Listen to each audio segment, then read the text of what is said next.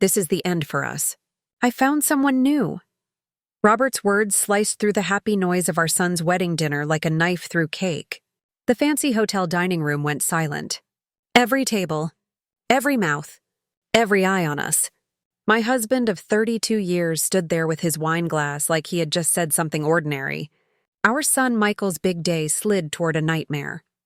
Across from me, Emma, his secretary, sat in a red dress with a tiny satisfied smile. She knew.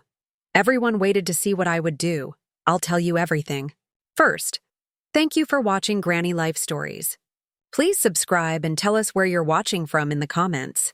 We might give you a shout out in our next video.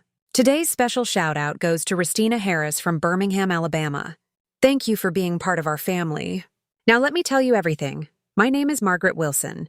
I'm 58 years old. For more than 30 years, I took care of everyone else. I cooked Robert's meals. I washed his clothes. I raised our 2 children while he worked late every night. I thought he was working for our family. I was wrong. Emma had been showing up at our dinner parties. She helped me plan Robert's surprise birthday last year. She even gave me flower garden tips. The room stared, waiting for me to sob, shout, or run. Instead, I smiled and said, "Thanks for the heads up." I reached into my purse, pulled out a white envelope, and placed it by Robert's plate. "What's that?" he asked, confidence slipping. "Just something for you to look at later," I said, like nothing was wrong. I turned to Michael, who looked ready to disappear under the table. "Honey, this is still your special day. Don't let anyone ruin it." I kissed his cheek and stood. I smoothed my blue dress and looked around at our family and friends. "Please enjoy your dinner, everyone. Have a wonderful evening." Then I walked out. Every person watched me leave. The heavy doors closed and the whispers began. In the hallway, I could finally breathe. The doors flew open. Robert ran out, calm and cool gone. "Margaret, what is this? What did you do?" he shouted. I walked toward the elevator. The envelope held the first piece of a plan I'd worked on for 6 months. I'd always handled our money. While Robert spent our savings on fancy dinners and expensive gifts for Emma, I made sure we weren't going broke. I paid the bills when he bought a motorcycle at 55. I worked extra hours at the bank when he quit to find himself as an artist for 3 months. My dream of opening a bakery was always pushed off. After the kids graduate, I told myself. After Robert gets stable. 6 months ago, I found where the money was going. He was taking from our savings. Small amounts at first, then bigger. I could have confronted him, but something told me to wait. Instead, I watched. I investigated. I followed the money. What I found made me sick. He had opened a secret bank account. He was moving our money there. He was spending thousands on Emma, restaurants, jewelry, beach weekends, while telling me we had to save for retirement. Then I found his text messages. He left his phone on the kitchen counter. The messages were about their future together, and how he would leave me right after Michael's wedding so he wouldn't ruin the big day. How thoughtful. He forgot who I am. I've worked at First National Bank for 25 years. I know how to trace money. I know legal papers. And I remembered something very important. When we married, he made me sign a special agreement to protect his family's money. That agreement had a faithfulness clause. If one person cheated, they could lose almost everything. Robert insisted on it because his first wife cheated on him. How ironic. While Robert planned his escape with Emma, I built my case. I talked to lawyers. I logged every transfer. I photographed the texts. I prepared divorce papers. I timed it all perfectly. I knew he'd wait until after the wedding for his big announcement. What he didn't know, I had already filed that morning, and the records wouldn't show until Monday. I was 3 steps ahead. I didn't go back to the dinner. I drove home to our big house on Maple Street, the one we bought 20 years ago with my inheritance, the house he promised to Emma in his texts. The house that would soon be mine alone. Inside, wedding photos, furniture we chose, the kitchen where I cooked thousands of meals. Same rooms, everything different. Upstairs, I checked Robert's closet. His suitcases were packed, hidden behind winter coats. Ready to leave tomorrow. Predictable. My phone buzzed. Messages from the wedding. Michael, my sister Linda, Robert's brother Tom. I only answered Michael. I'm okay, sweetheart. This isn't your problem. Enjoy your night. We'll talk tomorrow. I love you. I'd kept the secret from both my children for months. I didn't want to ruin Michael's engagement or wedding planning. They'd be upset I hadn't told them, but they'd understand. 3 hours later, I heard Robert's car in the driveway. The front door slammed. "Margaret!" he yelled. "Where are you?" I sat calmly in the living room with tea, legal papers on my laptop. He stormed in, red-faced, the envelope crushed in his hand. "What is the meaning of this?" he demanded, shaking the papers. "You served me today, on our son's wedding day." "I thought it matched your plans," I said. "You wanted to end our marriage today. I'm just helping speed it up. You had no right." "I had every right," I said. "Just like you had the right to choose Emma over me." "Choices, Robert. The agreement expired years ago," he said, suddenly smug. "Any lawyer will tell you that," I smiled. "Actually, it didn't. Section 15 says the faithfulness clause lasts for the entire marriage. Your lawyer should have told you. Oh, wait. You didn't talk to a lawyer first, did you?" His face went white. The agreement he made me sign to protect himself would now cost him the house, the cabin by the lake, and his share of our retirement. His speech at the wedding dinner had just become the most expensive toast of his life. "You can't do this to me," he said, sinking onto the couch like a deflated balloon. "We built this life together, and you chose to tear it apart," I said. "Just not the way you planned?" His phone buzzed and buzzed. He glanced, ignored. Probably Emma, wondering why he wasn't following their plan. "You've always been smart, Margaret." "But this is mean," he tried. "What about our 32 years? Doesn't that mean anything?" I looked at the man I had loved, who held me when my mother died, who cried when our babies were born, who used to bring flowers every Friday. When did he change? Or was he always selfish and I was too busy taking care of everyone to notice? "Our 32 years meant everything," I said. "That's why your cheating hurts so much." His face softened.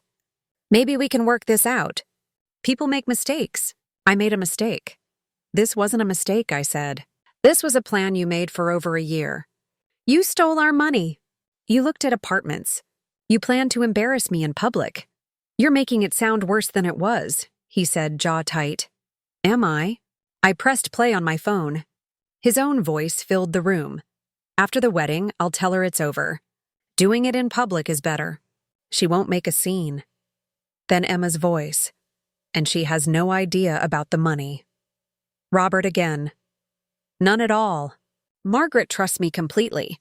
That's her biggest weakness." The blood drained from his face. "You recorded our private conversations. That's against the law."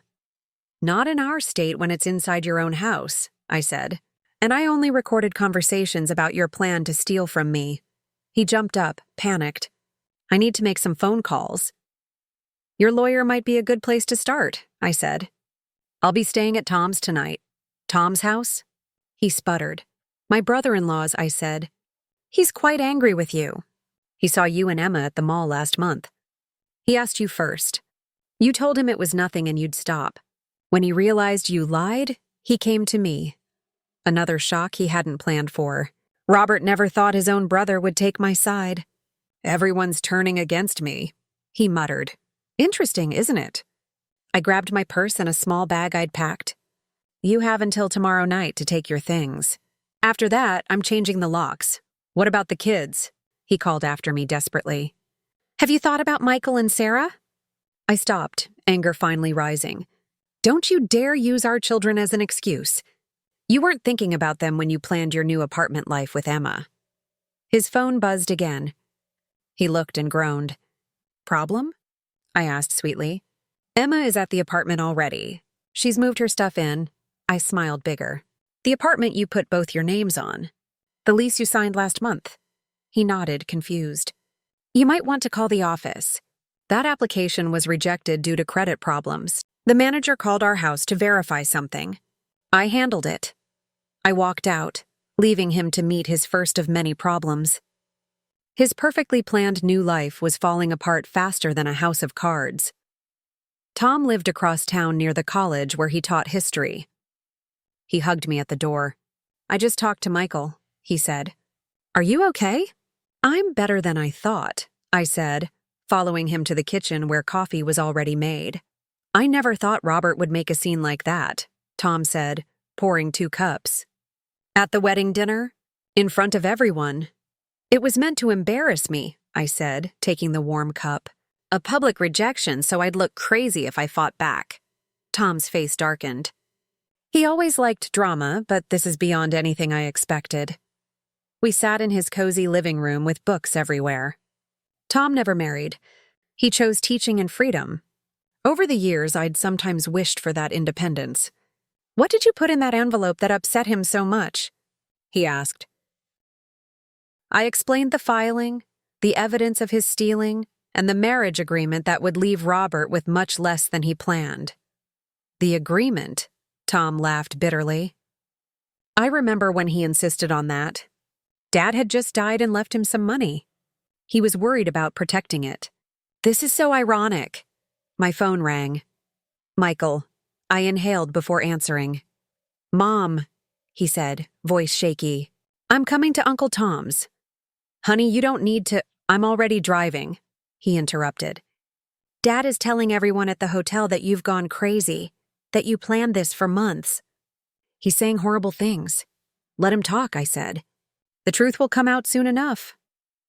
20 minutes later, Michael arrived, still in his tuxedo, exhausted. He hugged me tight like when he was little after bad dreams. "Why didn't you tell me what was happening?" "I didn't want to ruin your engagement and wedding planning," I said. "You worked so hard for this day." He wiped his eyes. "Well, Dad took care of ruining it." We moved to the living room. I told him everything, the affair, the stolen money, the plans. "I knew something was wrong with Dad," he said. "Always on his phone? Never listening. But I never imagined this." "None of us want to see bad things in people we love," Tom said gently. My phone buzzed. A text from David Chen, my lawyer.